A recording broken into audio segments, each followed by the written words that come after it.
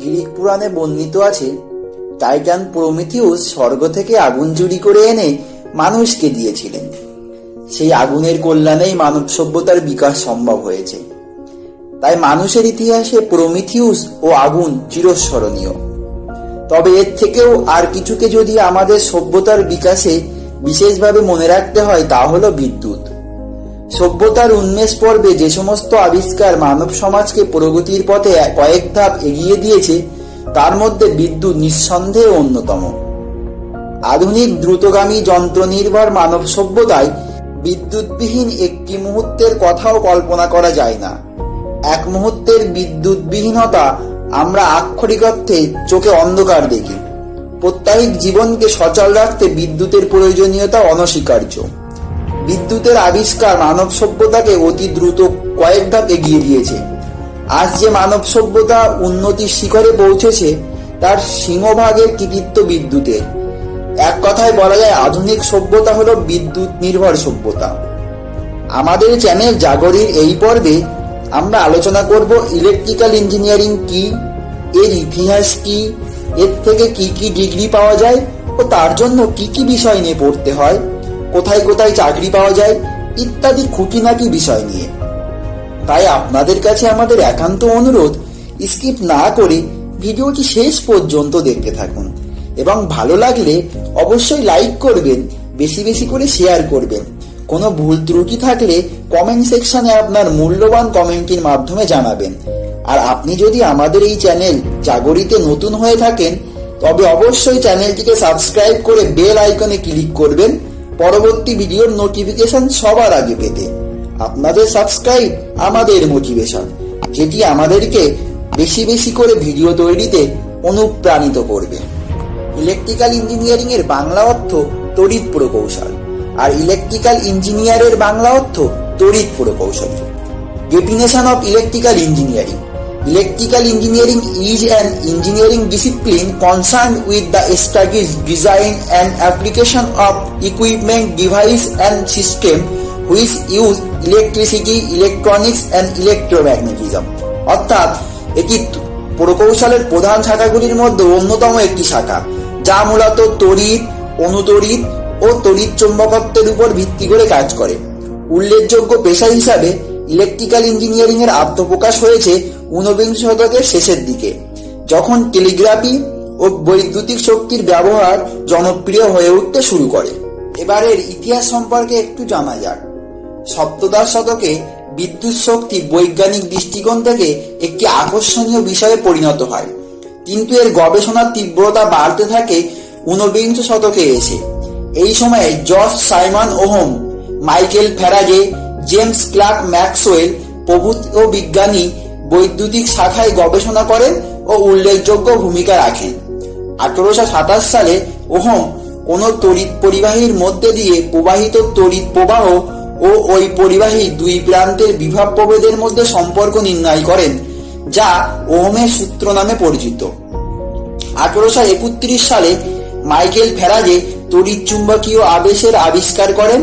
এছাড়া সেই সময়ে ম্যাক্সওয়েল ইলেকট্রোম্যাগনেটিজমের গবেষণায় দারুণ ভূমিকা রাখেন। এই সময়ে তড়িৎ প্রকৌশল পদার্থবিজ্ঞানের একটি গুরুত্বপূর্ণ শাখা হিসেবে বিবেচিত হয় এবং একেবারে 19বিংশ শতকের শেষের দশকে ইলেকট্রিক্যাল ইঞ্জিনিয়ারিংকে বিভিন্ন দেশের বিভিন্ন বিশ্ববিদ্যালয় তাদের পাঠ্যক্রমে অন্তর্ভুক্তিকরণ করেন এবং তড়িৎ প্রকৌশলের কাজের পরিমাণ অনেক বৃদ্ধি পেতে থাকে।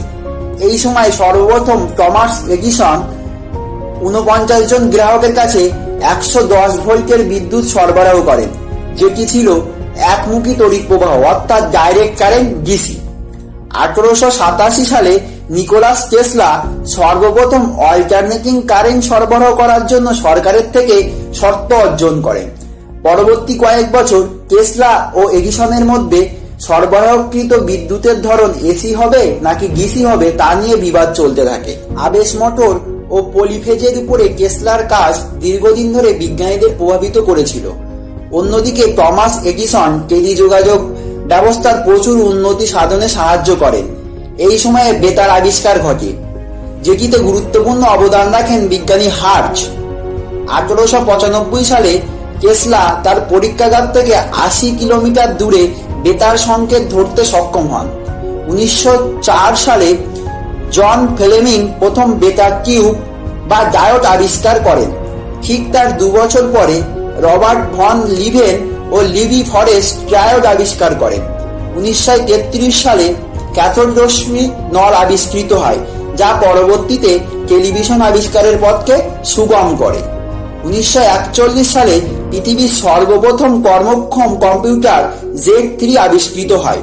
এইসব যন্ত্রের গাণিতিক বিশ্লেষণ এতই উন্নত মানের ছিল যা বিজ্ঞানীদের অ্যাপোলো মিশন ও নাসার চাঁদে অবতরণের পথকে অনেকটাই সহজ করেছিল।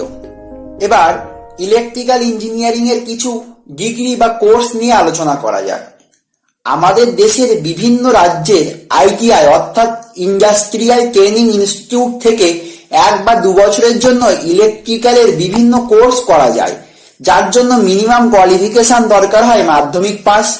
এতে ভর্তি হওয়ার প্রক্রিয়া বিভিন্ন রাজ্যের ক্ষেত্রে আলাদা আলাদা, যেমন সরাসরি মাধ্যমিকের নম্বরের ভিত্তিতে অথবা CET অর্থাৎ কমন এন্ট্রান্স এক্সামের দ্বারা, আবার সরাসরি বিভিন্ন প্রাইভেট ITI তে অ্যাডমিশন নিতে পারেন। 1 বা 2 বছরের ইলেকট্রিক্যালের কোনো বিষয়ের উপরে ITI কমপ্লিট করার পর বিভিন্ন সরকারি বা বেসরকারি প্রতিষ্ঠানে কাজ করতে পারেন। এবার বলবো ডিপ্লোমা ইন ইলেকট্রিক্যাল ইঞ্জিনিয়ারিং এর কথা। এটি মূলত 3 বছরের কোর্স এবং ভর্তি প্রক্রিয়া ITI এর মতোই, বিভিন্ন রাজ্যের ক্ষেত্রে আলাদা আলাদা। যোগ্যতা মাধ্যমিক পাস, আবার কেউ যদি মাধ্যমিক পাসের পর 2 বছরের ভোকেশনাল বা ITI কোর্স সম্পূর্ণ করে থাকেন এবং তারপর ডিপ্লোমা করতে চান, তাহলে সরাসরি এন্ট্রান্স এক্সামের দ্বারা ডিপ্লোমা ইঞ্জিনিয়ারিং এর 2য় বর্ষে ভর্তি হতে পারেন। এবার আসা যাক BE অর্থাৎ ব্যাচেলর অফ ইঞ্জিনিয়ারিং এবং BTech অর্থাৎ ব্যাচেলর অফ টেকনোলজিতে। এটি মূলত 4 বছরের কোর্স। গ্রাজুয়েট ইঞ্জিনিয়ারিং আমাদের দেশের বিভিন্ন ইউনিভার্সিটি, IIT, NIT ও বিভিন্ন রাজ্যের বিভিন্ন ইউনিভার্সিটি থেকে ইলেকট্রিক্যাল ইঞ্জিনিয়ারিং এ BE অথবা BTech করতে পারেন। এর জন্য যোগ্যতা ফিজিক্স, কেমিস্ট্রি, ম্যাথামেটিক্স সহ উচ্চ মাধ্যমিক পাস, তারপর JEE মেন ও JEE অ্যাডভান্সে প্রয়োজন মতন র্যাঙ্ক। এছাড়া বিভিন্ন রাজ্যের সরকারি ও বেসরকারি ইঞ্জিনিয়ারিং কলেজে অ্যাডমিশনের জন্য পৃথক পৃথক এন্ট্রান্স এক্সাম নেওয়া হয়ে থাকে। তাছাড়া যারা ডিপ্লোমা কমপ্লিট করার পরে BE অথবা BTech করতে চান, তারা এন্ট্রান্স এক্সামের দ্বারা সরাসরি BE অথবা BTech এর 2য় বর্ষে ভর্তি হতে পারেন। BE অথবা BTech সম্পূর্ণ করার পর গেট এক্সাম কোয়ালিফাই করে বিভিন্ন সরকারি বা সরকার স্বীকৃত বা নামকরা বেসরকারি সংস্থায় চাকরি করতে পারেন, অথবা উচ্চশিক্ষার ইচ্ছা থাকলে ME অথবা MTech এ অ্যাডমিশন নিতে পারেন। আর এই সমস্ত ডিগ্রি অর্জনের জন্য যে সমস্ত বিষয়গুলো পড়াশোনা করতে হয় সেগুলো হলো English, mathematics, physics, chemistry, engineering materials, engineering graphics, environmental study, computer programming, electrical technology, electronics and instrumentation, engineering mechanics, mechanics of solid, thermodynamics, data structure, circuit theory, electrical measurement, electrical machine, signal and system, control system, power system, digital signal process, microprocessor, electrical power generation, instrumentation, electrical transportation, computer application in power system, high voltage engineering ইত্যাদি ইত্যাদি। এবার আমরা জানবো electrical engineering এর বিস্তার সম্পর্কে। GPS global positioning system অর্থাৎ ভূ সমুদ্র থেকে শুরু করে মহাকাশচারীদের চাঁদে অবতরণ অর্থাৎ মহাকাশ পর্যন্ত ইলেকট্রিক্যাল ইঞ্জিনিয়ারদের কর্মক্ষেত্র বিস্তৃত। বিভিন্ন বৈদ্যুতিক যন্ত্রের নকশা প্রণয়ন, উৎপাদন ও পরীক্ষা নিরীক্ষা করে থাকেন এই ইলেকট্রিক্যাল ইঞ্জিনিয়াররা। টেলিযোগাযোগ ব্যবস্থার নকশা, বিদ্যুৎ উৎপাদন এবং বিদ্যুৎ উৎপাদন কেন্দ্রের রক্ষণাবেক্ষণ এবং সেই বিদ্যুৎকে গৃহস্থলী পর্যন্ত পৌঁছে দিয়ে গৃহস্থলীর বিদ্যুৎ বন্টনের নকশা, গৃহস্থলী এবং শিল্প কারখানার যন্ত্রপাতির নকশা রক্ষণাবেক্ষণ করে থাকেন এই ইলেকট্রিক্যাল ইঞ্জিনিয়াররা। এর কিছু কিছু প্রধান প্রধান শাখা হলো ইলেকট্রিসিটি প্রডিউস অ্যান্ড সাপ্লাই, বিদ্যুৎ শক্তির উৎপাদন, সঞ্চালন, বন্টন ও এই সংক্রান্ত যন্ত্রপাতি যেমন ট্রান্সফরমার, জেনারেটর, ইলেকট্রিক মোটরের উৎপাদন, কার্যপ্রণালী, গঠন এবং রক্ষণাবেক্ষণ নিয়ে এই শাখায় আলোচনা করা হয়। পৃথিবীর অনেক এলাকায় একটি কেন্দ্রীয় বিদ্যুৎ উৎপাদন কেন্দ্রের জেনারেটরকে একসাথে একটি কেন্দ্রীয় বিদ্যুৎ সঞ্চালন ব্যবস্থার সাথে যুক্ত করা হয়। একে বলা হয় গ্রিড। ইলেকট্রিক্যাল ইঞ্জিনিয়াররা এই গ্রিডের নকশা প্রণয়ন, স্থাপন ও গ্রাহকের বাড়িতে বিদ্যুৎ শক্তি সরবরাহ ইত্যাদি করে থাকেন এবং এই সমস্ত আলোচনা করা হয় ইলেকট্রিক্যাল ইঞ্জিনিয়ারিং এর এই ইলেকট্রিসিটি প্রডিউস এবং সাপ্লাই শাখাটিতে। কন্ট্রোল ইঞ্জিনিয়ারিং অর্থাৎ নিয়ন্ত্রণ প্রকৌশল ইঞ্জিনিয়ারিং এর জন্য একটি খুবই গুরুত্বপূর্ণ শাখা হলো কন্ট্রোল ইঞ্জিনিয়ারিং। এটি মূলত অত্যাধুনিক বৈদ্যুতিক যন্ত্রপাতির নিয়ন্ত্রণ এবং সাধারণ চাহিদা মতন কাজ করানো নিয়ে আলোচনা করা হয়ে থাকে। এর বিস্তার বিমানের গতি নিয়ন্ত্রণ, বিভিন্ন অটোমেটিক মেশিন ও গাড়ির গতি নিয়ন্ত্রণ থেকে শুরু করে উৎক্ষেপিত মহাকাশযানের নিয়ন্ত্রণ পর্যন্ত। এখানে বিজ্ঞানীরা মূলত ফিডব্যাক সিস্টেম ব্যবহার করে থাকেন। এছাড়াও যে সমস্ত শাখাগুলি খুবই গুরুত্বপূর্ণ সেগুলো হলো electronics engineering, micro electronics engineering, signal engineering, instrumentation engineering ইত্যাদি ইত্যাদি, যেগুলি ইলেকট্রিক্যাল ইঞ্জিনিয়ারিং এর অ্যাডভান্স এবং মডার্ন শাখা। এবার আসুন আমাদের রাজ্য দেশে ইলেকট্রিক্যাল ইঞ্জিনিয়ারদের কিছু কর্মক্ষেত্র নিয়ে আলোচনা করা যাক। অর্থাৎ আপনি ইলেকট্রিক্যালে ডিপ্লোমা বা বিই বিটেক করার পরে যে সমস্ত জায়গায় আপনি কাজ করতে পারেন তা নিয়ে আলোচনা করি।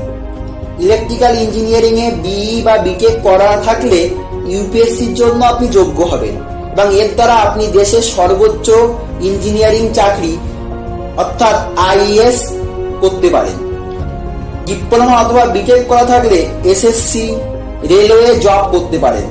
সেখানে মূলত যে সমস্ত পদে আপনি চাকরি পেতে পারেন সেগুলো হলো junior engineer, senior engineer, assistant engineer, executive engineer, loco pilot, technician ইত্যাদি ইত্যাদি।